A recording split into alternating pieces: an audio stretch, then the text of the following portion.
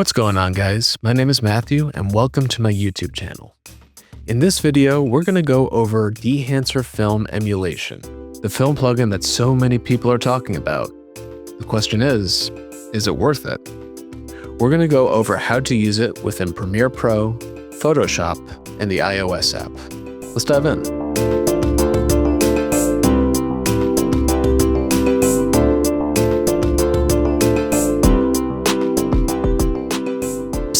Quick tip for you guys. This is a long video. If you wanted to go a little bit faster, use the 1.25 or 1.5 tool below. Happy viewing.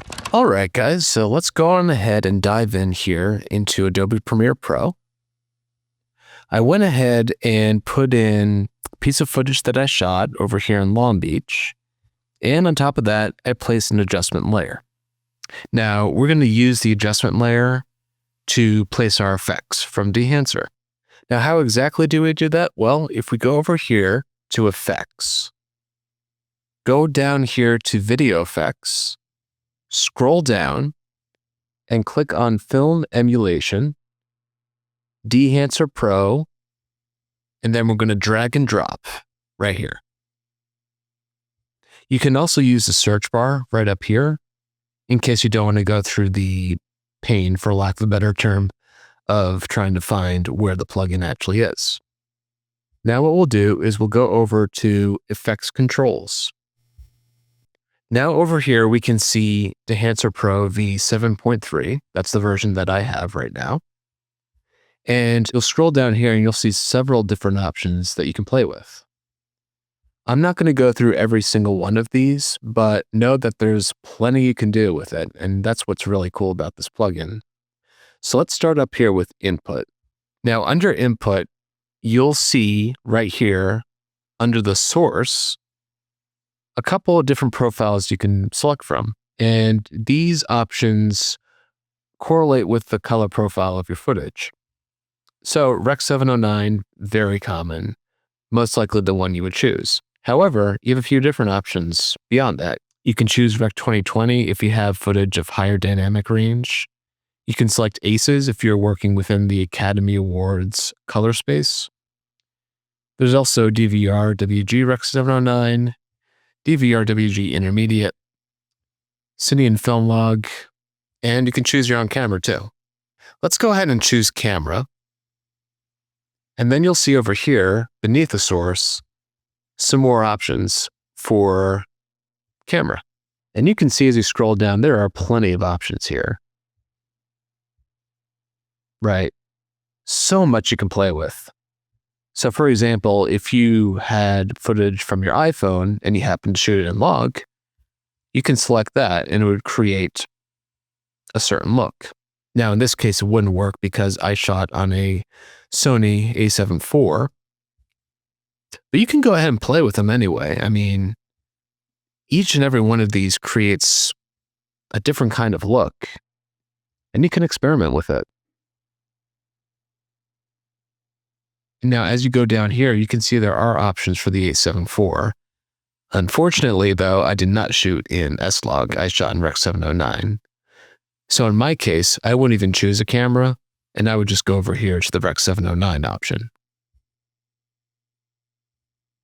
But if we go back and just kind of click through, so what if we went with a Canon C-Log neutral? Or further down, we can choose Fujifilm. Or maybe we go down here and select this. The options are really endless, and it's pretty cool that you have so many different options you can play with, so many ways to manipulate your footage. For now, I'll just go with Rec. 709. Now down here, you can also play with the temperature comp. So if we move it to the right, it gets a little warmer. If we move it to the left, it gets a little cooler. Those blues really start to pop out here. So that's pretty cool. You can also play with the tint comp. So move it to the right, you can see more of those pinks. Move it to the left, some more of those greens. And you could also play with a defringe over here. I'm not going to worry about that right now. Now let's go down here to film. Now this film tab serves more as a LUT.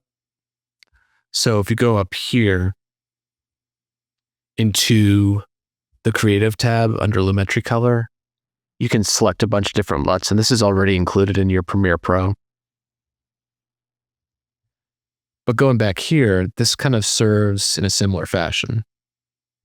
So if we enable it, click on that check mark if it's not clicked, you can just go through and see what really flows, what really works for you. So what if I went up here with Fuji Eterna? Creates this kind of a look. What if I go down to here, Kodak Gold? Subtle difference, a little warmer. Now, what if we go down here to Lomochrome Metropolis? That's interesting. What's more, you can push and pull the profile that you choose. Just like that. I'm going to hit this check mark and not use a film profile for now. But definitely play with it. Check it out. There's a lot of different cool options that you can play with. I'll jump down over here to print. I'll enable it. And you can play with a few different profiles here. So you can choose linear, the film log, print film options over here, glossy paper. What happens if I click that? Pretty interesting, right? Kind of increases the contrast in the image. You can play with the exposure a bit, bring it up, or bringing it down. I kind of like bringing it down more, really bringing out those dark tones in the image. And you can even play with the contrast. That really brings out those dark tones if I crank it up. And the other direction brightens the image. I'm going to put it over here somewhere. Right there. That looks good. Additionally, you can also play with the color density and saturation, but for now, I'll leave it as is. Now going down here, let's take a look at film grain. So if you enable the film grain, it'll create these little artifacts that you can see a little more prevalently over here in the sky. The further down you go with the millimeter, the more prevalent your grain will be. So if I just go ahead and play it, it's very subtle, but you can see the grain all around the image.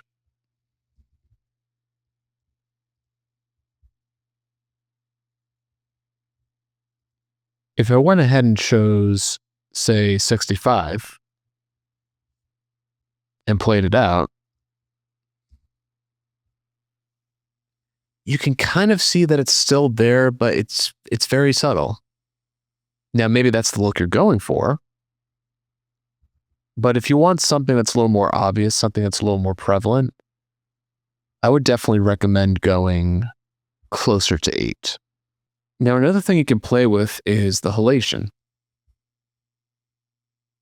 If you go ahead, click here, enable the effect, check out what it does with the highlights, the city lights in the image. They really start to pop out and they kind of have this reddish look. It's pretty interesting. What's more is you can also click here and select different halation profiles. So if I go over here to 8mm Super 8, for example, that really brings out those reds. If I go back and go with perhaps a 65mm or 70mm option, it's still there, but it's definitely a lot more subtle. And for the image that I'm creating here, this is a look that I prefer.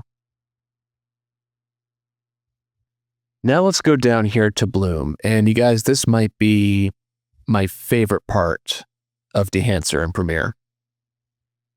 If you click enable, it's very subtle, but it blurs out the highlights, the city lights in the image. If we go to 8mm, it looks a little more feathered. Jump up to 65. It's still there, but it's subtle. I'm going to keep it here at 16. I really like the way this is starting to look now. Let's jump down here to film damage. Click Enable. Go ahead and play it. And notice these artifacts that you see on the screen. It really kind of gives it like a retro look. So if you're trying to create something that's old time, old fashioned, something like those VHS tapes of old, it's pretty cool.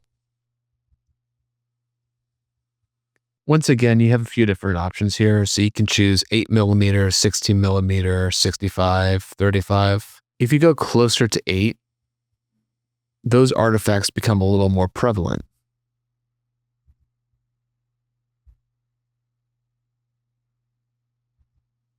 I kind of like the look, so I'm going to keep that. Now let's take a look at Vignette. If we click here and enable it, and play with the settings, it kind of creates a look around the edges a bit. So further down, a little darker, further up, definitely brighter. You can play with the size as well, the feathering, and so forth. Now, in my opinion, I don't see this as very much different to the Vignette tool of Lumetri Color. I tend to think this is a little simpler, a little more streamlined. But that being said, maybe you do prefer it. And it's definitely worth playing around with. Now, another thing we can do is if we go down here and click on Monitor and click False Color, you can really kind of take a look at your image using this chart here and figure out which colors are kind of clipping. Now, I'm not going to mess around with this too much, but if you're a color grader or if you're color grading, this might be a very useful tool to use. Now, the last thing I'll quickly go over here is the LUT generator. Once you create the look that you're going for, you can export what you created as a LUT. And for future use, you can go up here to Creative and drop in the LUT that you make. You could also use it on DaVinci Resolve or any other NLE software for video editing. Pretty cool. All in all, I think it's a pretty cool tool. It definitely has its pros and cons. As far as pros go, I would say, look, it's very intuitive. I would compare this to softwares like New Blue Effects or Red Giant. I find it to be very intuitive. It runs pretty smoothly when putting it in Premiere. And I know with New Blue and with Red Giant, sometimes it can be a bit of a struggle, with slow playback, things of that nature. So from that standpoint, I love how well Dehancer runs within Premiere. Another good thing that I like about it is the variety of film profiles and the flexibility with which you have. So whether you're changing the strength of the profile, the hue, the saturation, things like that, I really like that as well. And what's more, I just really, in particular, like the film damage and the bloom tools within Dehancer. I think it creates such a unique look. I love that you can just simply add that and really change the texture of your image. And I also like the fact that you can export it as a LUT and just save it for another time where that particular profile that you created could come to use. With that being said, I do think there are a couple of cons, and one of those being the Vignette tool. I personally don't think it's the best out there. It's not very intuitive compared to other tools within here. And quite frankly, I just prefer the Vignette tool that Adobe has on its own. I think it's a little simpler to use. I think it's more effective. Yes, maybe you have more detail within Vignette and Dehancer, but for me, I'm not trying to do anything crazy. I'm not trying to reinvent the wheel when I'm applying a Vignette. So I definitely prefer it in Adobe versus Dehancer. And the other con I would say is the cost. There are other comparable plugins out there that are cheaper, like a New Blue, like a Red Giant. However, if you use my promo code SOULE10, SOULE10, and you go forward with a purchase, it can definitely save you some money. And once you apply that promo code, and I'm not just saying this to plug myself in here, but once you apply that kind of a promo code, it can save you a lot of money. And once you have it, I think you guys will love it all in all. So definitely give it a look. And that's how you use Dehancer within Premiere Pro. Now let's take a look in Photoshop. With the picture of my choice right here, I took this picture in the Anza Desert in California. I think it's a pretty cool looking picture. So what we'll do is we'll go up here to Filter. And after you click Filter, we'll go down here to Dehancer, Dehancer Film.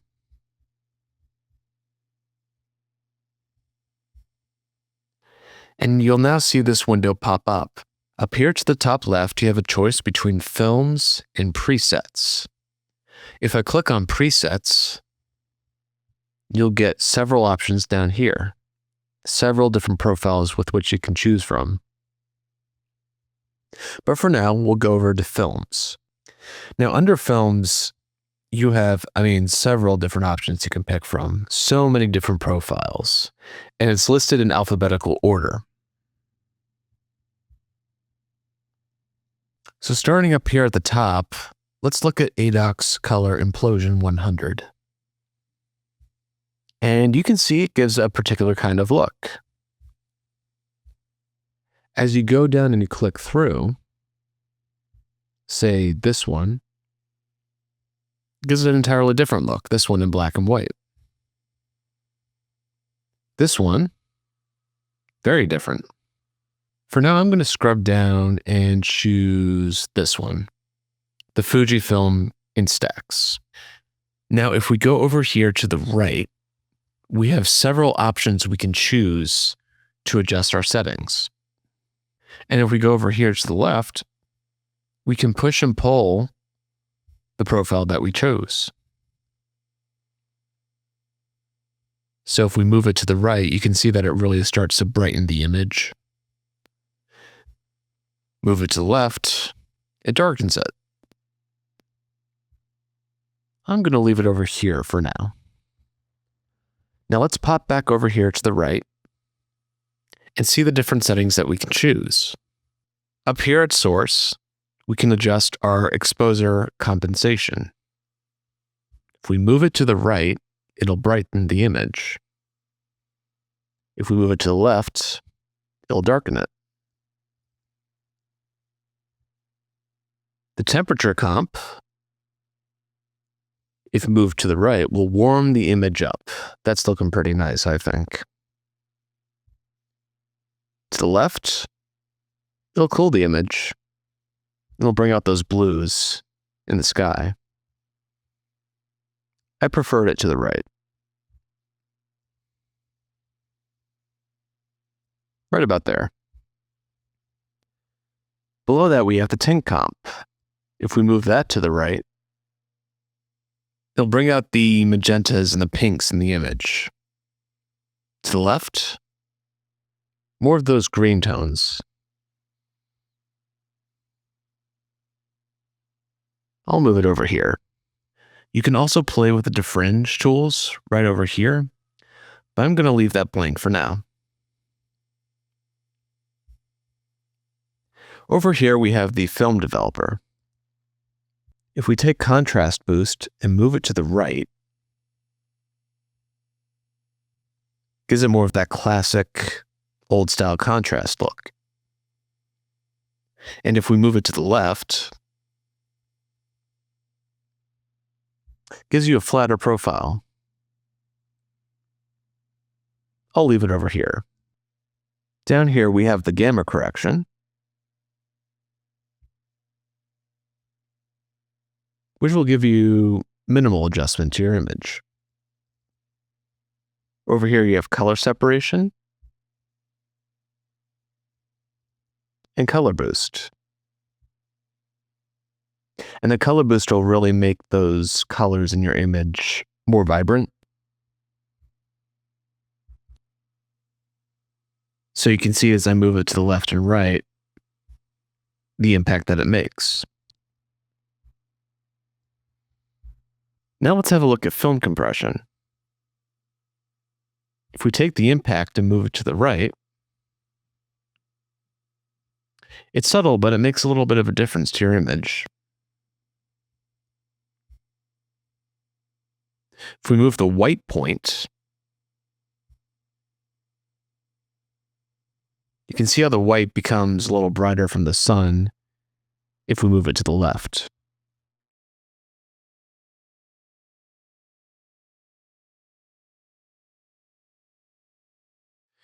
If we play with the tonal range, it seems to have the biggest impact in terms of the brightness of the image as we move it to the right and left. And lastly, the color density, if we move that to the right, minimal impact, I would say.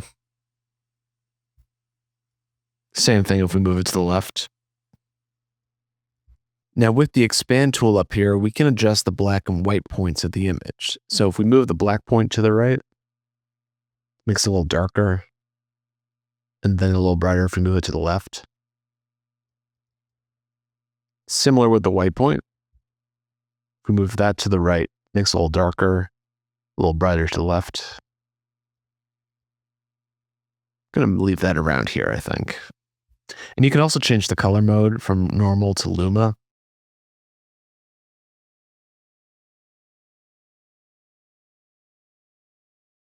Now we can look at print. To start, you can change the profile, and you can choose between linear, Cineon film log, Fujifilm, and a couple of codecs over here. So I will quickly click through these just so you can see the differences that they make to your image.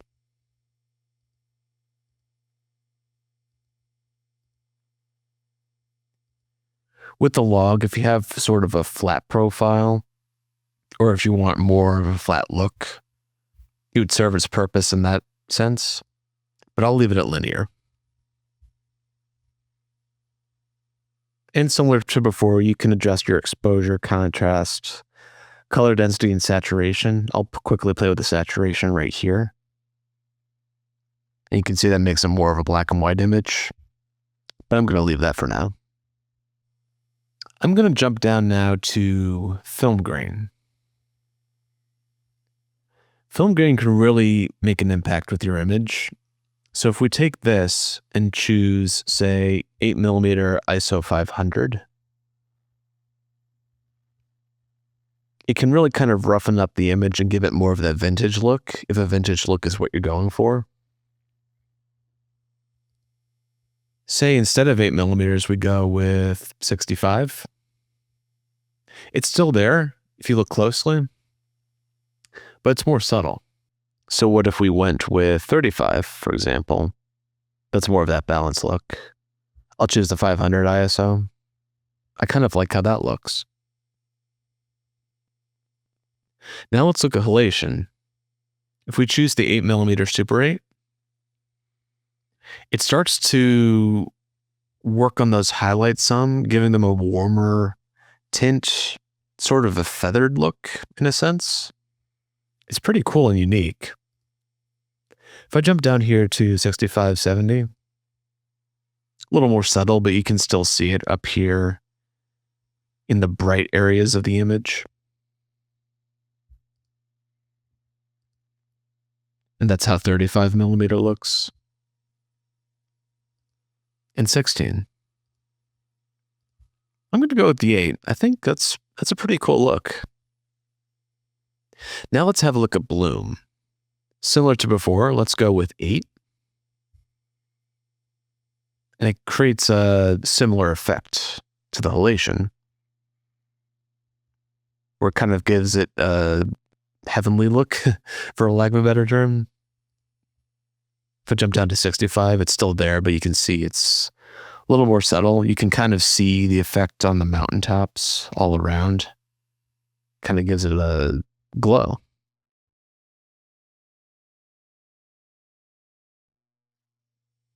I'm going to stick with 16. I kind of like how that looks. Now let's take a look at film damage. If we hit the check mark on film damage, you can see it gives the image artifacts. We can go up here and choose a few different profiles. That's how photo 8 looks, photo 16, photo 35, and then 65. I'm going to go with photo 8. It gives it enough artifacts where you can actually see it, but it doesn't do too much. I quite like how that looks. But if you prefer to customize your damage, you can see there's a whole host of options right down here. So definitely play with that. But for now, I'll just choose this. Now let's take a look at overscan. So if we go over here, hit the check mark, create sort of that film strip look. Again, similar to before, you can choose a few different settings around here. So let's go with Super 8, for example. Then Standard, Super 16, Ultra 16. And just by me clicking through these, you can kind of get a sense of the different styles that you can choose from. And depending on the look you're going for, it's a pretty cool effect. For now, I'm going to uncheck it, but definitely play with that. It's pretty cool. Lastly, let's take a look at the vignette. We can adjust a few settings over here. So if we go with the exposure and move that to the right, it starts to brighten the image, especially around the edges. And the other way around, if you move it to the left.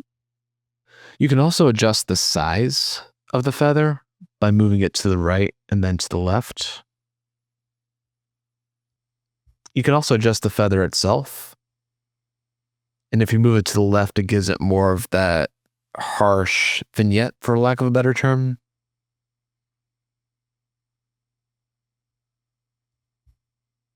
And you can also change the aspect ratio by moving it to the right and left.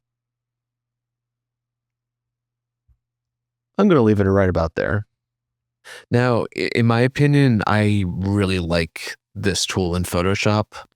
And of the 3 applications with which I reviewed, I think Dehancer works best in Photoshop. I absolutely love all these film profiles that you can choose from. It's pretty cool. There's so many different options. And while you do have other options under filter in normal Photoshop, I love how many more options you can get here with Dehancer. I would absolutely 100% recommend this for Photoshop. And if you do choose to go ahead and purchase Dehancer for Photoshop, don't forget to use the promo code SOULE10, that's SOULE10, and you can get 10% off of the purchase. Now that, for all these profiles, with all these adjustments that you can make, I'd say it's a pretty good deal, and I would highly recommend you do that. And once you apply all the settings that you want to apply, you can go up here and select OK. And it will apply the settings right here in your Photoshop file. Now, obviously, throughout this tutorial, you can see that there's this Dehancer watermark. If you go ahead and purchase the full version, that watermark will go away, and it will look just like this, minus the annoying text and logo. And that's how you use Dehancer in Photoshop. Now let's take a look at the iOS app. After I open the application, you'll see that I have a few pictures I can choose from. To the left and to the right, I've got a few pictures taken from San Diego. I'm going to choose this one to the left, this picture of me. So I'm going to scrub through and click on different ones that I can choose from. Here's one that's the ADOX color implosion.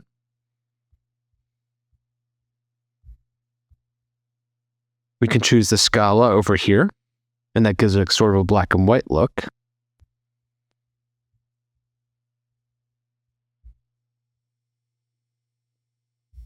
We could choose the Chrome Velvia look right here, and that kind of brings out the blues.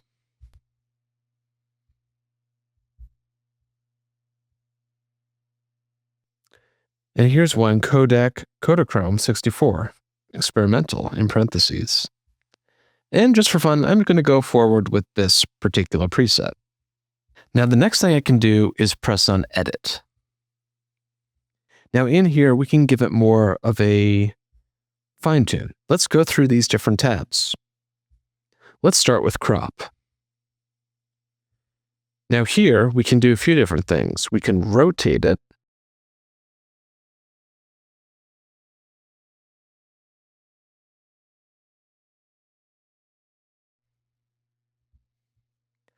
You can also go here, and you can kind of choose the dimension that you're going for. So for example, if you're going with a 1:1, that kind of changes the profile right there. But for now, I'm just going to go with the original. Now let's have a look at the source. Down here, we have a few different options with which we can play with. We could play with the exposure, moving that to the right and to the left. We can change the temperature comp, which makes the image a little warmer when you move it to the right and a little cooler when you move it to the left. We can also play with the tint comp. To the right, the image gets a little more pink. And to the left, a little more green. You can also play with the difference, as well as the difference radius. Now let's go over to Films. Now Films is where we were before, as we were parsing through the different options. One thing we can do, specifically, is to push and pull the effect. Now let's look at Developer. And here we have some more color correction that we can play with. We can increase the contrast by moving it to the right, or reduce it by moving to the left. We can also play with gamma correction to the right and to the left. We can also adjust the color separation, where the default's at 100, but by moving it to the left, we can play with that setting. And there's also color boost down here at the bottom. Now let's jump over to Expand. Here, we can adjust the black point, and moving it to the right really brings down the blacks in your image. And if you move it to the left, it makes it a little bit brighter. Same thing with the white point, where we reduce those whites moving to the right and increase them by moving to the left. You can also go down here to color mode and choose between normal and luma.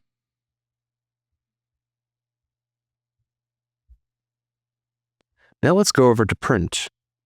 We can change the profile, and in the profile we have a choice between linear, Kodak glossy paper, Fujifilm print film, and Kodak print film. So as you go through, each of these will give you a bit of a different look.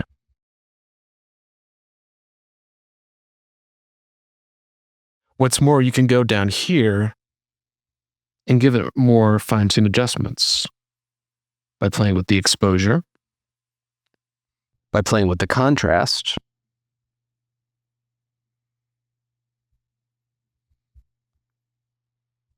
the saturation, and bringing that down closer to 0 will give you a black and white image. The color density,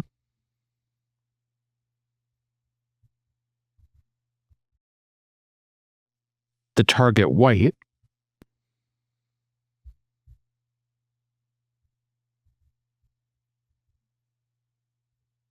and you can toggle on or off the analog range limiter. like that. Now let's move over to color head.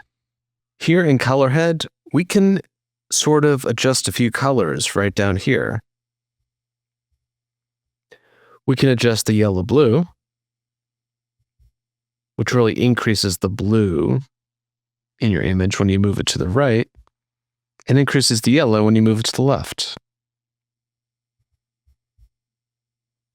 Magenta green, same thing, where the greens become more prevalent when you move it to the right. And the magentas become more prevalent when you move it to the left. Same thing with cyan and red. Red to the right, cyan to the left. You can also play with the shadows by increasing or decreasing the midtones,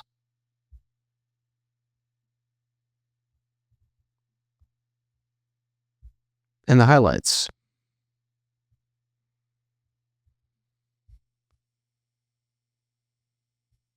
You can also preserve your exposure, as well as the impact tool. Now let's go over to film grain. Here, this kind of can give your image more of an old-time look when you add grain. So for example, if we go over here and select 8mm ISO 50, it's subtle, but it does create a distinct look to your image. You can also adjust the amount of grain that you have by toggling this tool. And you can see how kind of messy, for lack of a better term, the image becomes. Now let's move over to halation. We can change the amplify by moving it to the right or the left.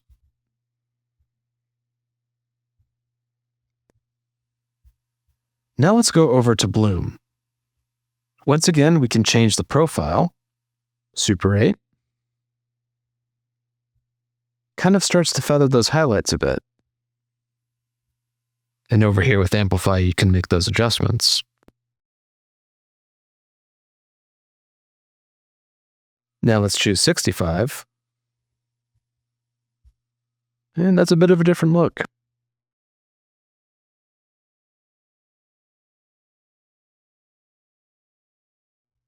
Now let's jump to vignette.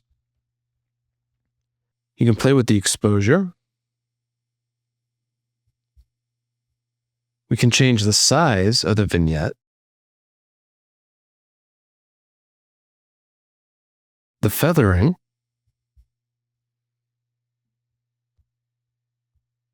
The aspect ratio. Offset X and Y.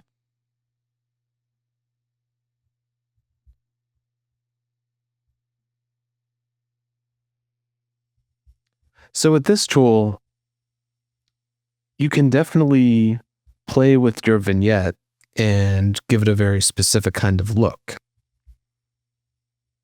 Now let's go over to film damage. If we go to profile and select, say, 35mm, it creates these lines in the image. Sort of like those lines that you see in a photo that's years and years old that maybe your grandparents have. If we increase this, it increases the damage. If we take it to the left, reduces it.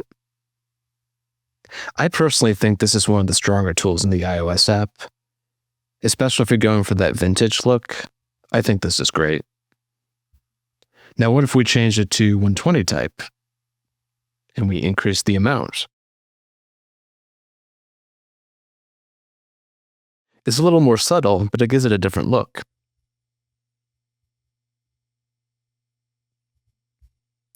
I personally like the 35mm and reducing it just a tad. Now let's go over to overscan. Now the overscan gives you sort of this film reel kind of vibe.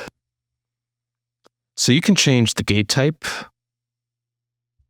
and kind of go through the different options to see what works best for you.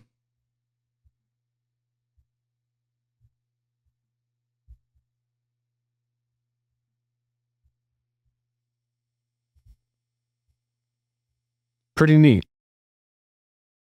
You can also change the gate shape.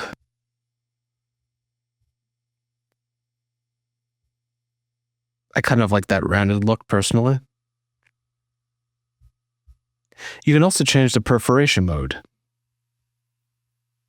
Currently it's at negative. If we change it to positive, it adds these white boxes to the left. Could also turn that off too. Pretty neat. And once you're done with all the adjustments that you want to make to your image, you would simply go over here to the right where this box is and press on it to export. Now here, unfortunately, I'm not able to export what I just created. But if you purchase an unlimited photo export or an unlimited photo and video export, you can see the two different prices that are there. You also have the ability to start a free 7-day trial with each of these. And over here to the left is where you can choose which image you want to play with. And you can go through your photo library to figure that out. And that's how you use the iOS app. Now, overall, I think it's a really cool tool. I think there's a lot of things in here that you can play with, a lot of different ways where you can manipulate your image that maybe you wouldn't ordinarily be able to do. I really, in particular, like the film damage, the overscan tools, and even the bloom and halation tools as well. I think that's where the strength of this app really lies. Similar to what I said about the Premiere Pro Dehancer, I am personally not a huge fan of the vignette tool. I just feel it's a little limited. And when you're applying a vignette, typically you're not trying to do anything crazy. So while on one end, maybe it does give you some more options in terms of how you want to adjust the vignette, I think for me, it's not something I would typically use. But outside of that, I think it's a great tool and I would personally highly recommend using it. And once again, if you use the promo code SOULE10, SOULE10, you'll be able to get 10% off your purchase. Now, I think that's a pretty good deal.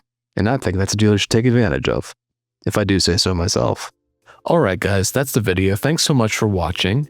If you enjoy this video, please be sure to give it a like. Be sure to subscribe to my channel for more content just like this. And throw down some comments below. What do you think of Dehancer? Thanks so much for watching, and I'll catch you guys next time.